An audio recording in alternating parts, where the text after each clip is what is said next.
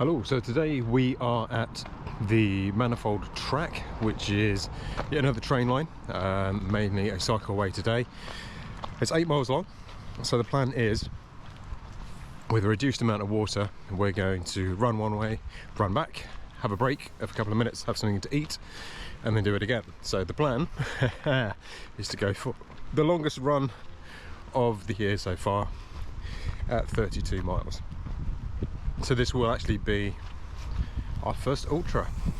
Hey, how's it going? So this run was filmed on the 16th of June, which was 4 weeks out from our Hadrian's Wall run.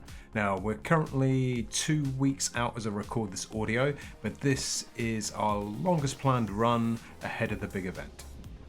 So 8 miles in, which is a turning point. Not sure where my wife's gone to. I had to stop. It goes down occasionally. It's the joys of running. So I'm now going to head back towards the car. The rain has started, as is the way for June in this wonderful country. And we should have a quick snack. What we're going to have? Naked chocolate. That'll do the job. So yeah, this is one of the issues I often come across on long runs. Not so much losing my wife, but losing something else. So when you've got to go, you've got to go. And there is definitely a skill to being able to take a dump in the wild. And it's actually one of the major reasons why I choose running public cycle trails. That way they do tend to have plenty of toilet stops. And the only thing you tend to have to worry about is timing it, which can often be out of your control, as let's face it, the body does what the body does. And as I said, sometimes you get very little warning on when it goes down. So moving on swiftly, this is our first and last ultra before Hadrian's Wall. Now, I've not really been following any dedicated training plan, more kind of listening to my body and pushing it as hard as I can. But I have come across a few articles regarding 100 milers, and they do tend to state that around about 4 weeks out, you've kind of reached your peak fitness, and then you should start tapering down after that. So this being our peak, it was always planned to do a 30 mile plus, so we kind of aimed to be around the 32, or at least a post, or a more than 50k, let's put it that way.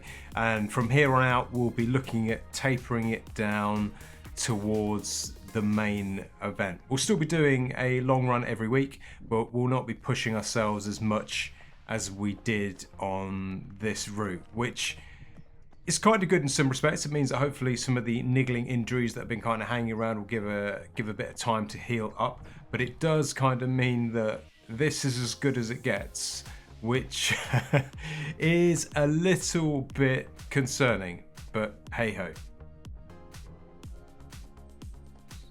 So refueling now at 16 miles. It's taken 3 hours. I've definitely lost my wife. There's no phone signal around here, so I expected to find her back here, but clearly she's gone off on a different route.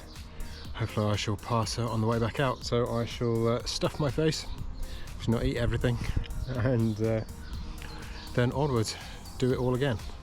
Okay, so quick change of clothing. My wife has turned up. She's not disappeared completely, and let's do that all again.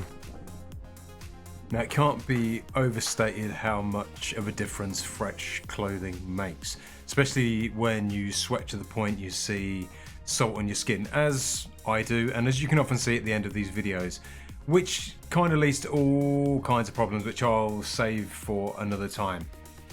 So after a change of socks and putting on a new dry top, I can honestly say that at this point I was feeling almost as good as I was at the start, which was both a surprise and definitely a novelty. So yeah, change of clothes, or certainly a change of socks, makes a massive difference to the way you feel when you're running.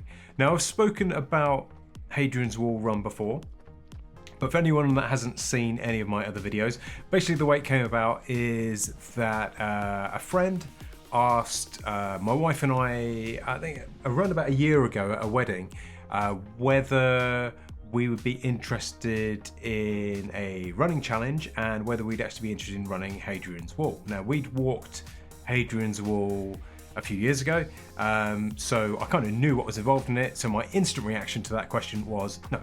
Now, thankfully, my wife is a little bit more considered and civil than I am when it comes to those kind of questions, so she actually went away and had a look at it, and they found out that there is actually an organised run called, ironically enough, The Wall, which is a bit shorter than the length we're actually looking at, but was actually taking place on the 15th, which is the day before I'm running here in the video. So it's quite, thought I'd mention it as it's quite ironic. The reason they didn't actually go with that in the end is pretty much down to price. I think it's around about £200 per person, which is a significant amount of money, whichever way you cut it. Now, don't get me wrong, I'm sure you get a lot of value for that money, but quite honestly, the funny thing is that the friend who suggested this run actually lives in Northumberland, so just off the wall. And what we kind of decided, it would make more sense if we use their place as a base, and then I could go up there and support them in a car. That way, instead of giving money to a business, we could actually give some money to charity instead.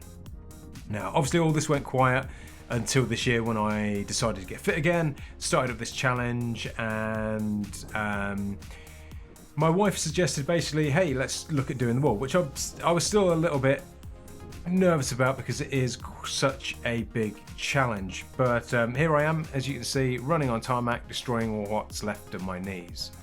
I am, of course, kidding. I love it, really. Now, an interesting turn of events is that our friend who suggested the run is now not going to be doing the run, and she will instead be supporting us while we do the run.